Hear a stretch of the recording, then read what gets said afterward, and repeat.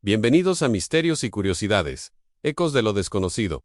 Toda historia tiene dos versiones. Hay quienes pasaron a la historia como salvadores, mártires o genios, pero si miras más de cerca, verás que no todo lo que brilla es oro. Hoy vamos a revelar el lado oscuro de algunos de los personajes más venerados de la historia. Thomas Edison, el genio que oscureció a otros. Cuando piensas en la electricidad, seguramente piensas en el nombre de Thomas Edison. Nos lo enseñaron como el gran inventor de la bombilla, un hombre brillante, un símbolo del ingenio estadounidense. Pero ¿y si te dijera que Edison no fue el verdadero inventor de muchas de sus ideas? ¿Y si en realidad fue más un empresario despiadado que un genio solitario? La gran mentira de la bombilla eléctrica no fue su creación. La verdad es que al menos 22 inventores diferentes trabajaban en ese mismo concepto antes que él. Uno de ellos fue Joseph Swan, un físico británico que incluso ganó una demanda contra Edison por plagio en el Reino Unido. Y sin embargo Edison es el nombre que quedó en los libros. Lo que hizo bastante bien fue encontrar una forma de mejorarla, patentarla y convertirla en un producto rentable. Nikola Tesla, su rival más brillante. En 1884, un joven inmigrante croata llamado Nikola Tesla llegó a Estados Unidos. Era un soñador y un genio real. Edison lo contrató y le prometió $50,000 si lograba mejorar sus generadores eléctricos. Tesla cumplió. Y cuando fue a cobrar su recompensa, Edison simplemente se rió y dijo: "Cuando seas un verdadero americano, entenderás las bromas".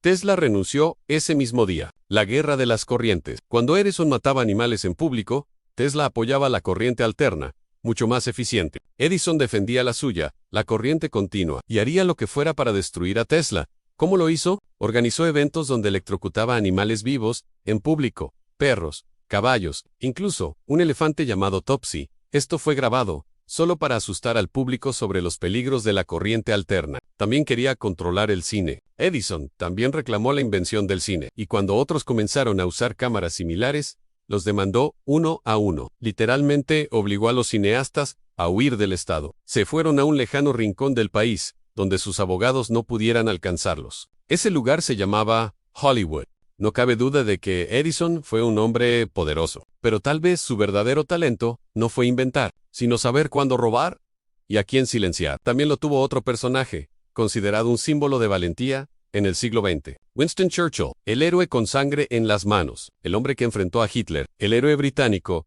que lideró a su país en la hora más oscura. Lo vemos en películas, lo citan en discursos, y su nombre se asocia con la valentía, la determinación, la libertad. Pero hay una historia que rara vez se menciona, un lado de Churchill que no aparece en los libros escolares: la hambruna de Bengala, 3 millones de muertos ignorados durante la Segunda Guerra Mundial, mientras Churchill lideraba a los aliados. Millones de personas morían en silencio, no por bombas, sino por hambre. En la India británica, en 1943, se desató una hambruna de proporciones apocalípticas. Más de 3 millones de personas murieron de inanición y enfermedades. ¿Qué hizo Churchill? Lejos de ayudar, desvió barcos con alimentos de la India hacia Europa, para abastecer al ejército británico. Y cuando los líderes indios le suplicaron ayuda, Churchill respondió con desprecio y dijo: "Los indios se reproducen como conejos, ellos mismos tienen la culpa de morir". Racismo abierto y orgulloso. Churchill no solo era indiferente, era abiertamente racista, y lo decía sin vergüenza. Creía en la superioridad del hombre blanco británico, apoyaba la dominación colonial,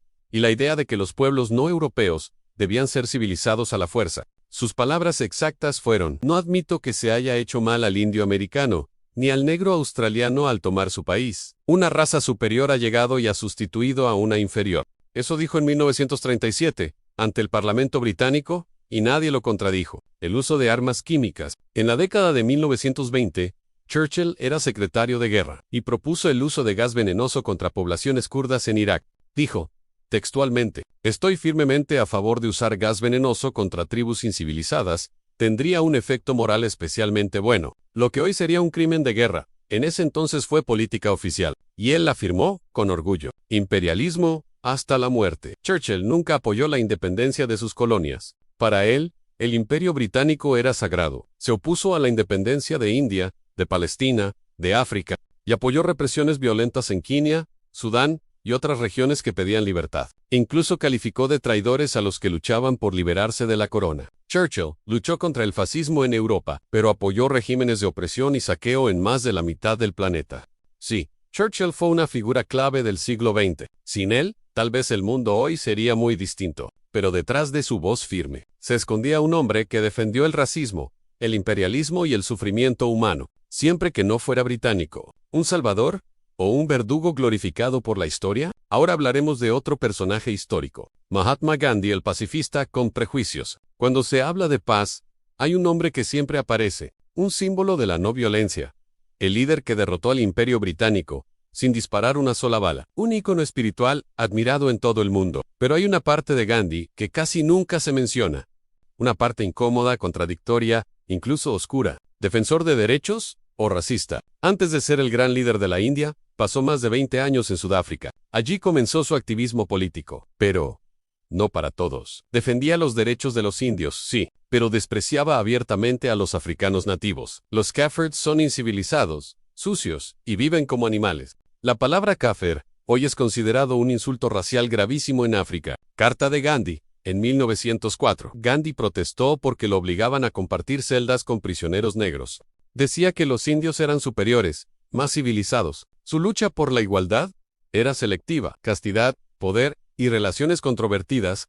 El pacifista con prejuicios promovía la castidad incluso dentro del matrimonio, pero en sus últimos años llevó a cabo experimentos espirituales polémicos. Dormía desnudo junto a mujeres jóvenes, incluyendo su sobrina nieta Manu, de apenas 18 años, para probar su autocontrol sexual. Afirmaba que esa era la manera de elevar su espíritu, pero muchos de sus seguidores se alejaron de él por considerarlo abusivo e inmoral. Incluso, su hijo lo repudió por esa conducta. Opiniones polémicas, ingenuidad o ceguera. Durante la Segunda Guerra Mundial, escribió una carta a Hitler, llamándolo mi querido amigo. También aconsejó a los judíos a no resistirse violentamente y dejarse matar con dignidad para despertar la conciencia del mundo.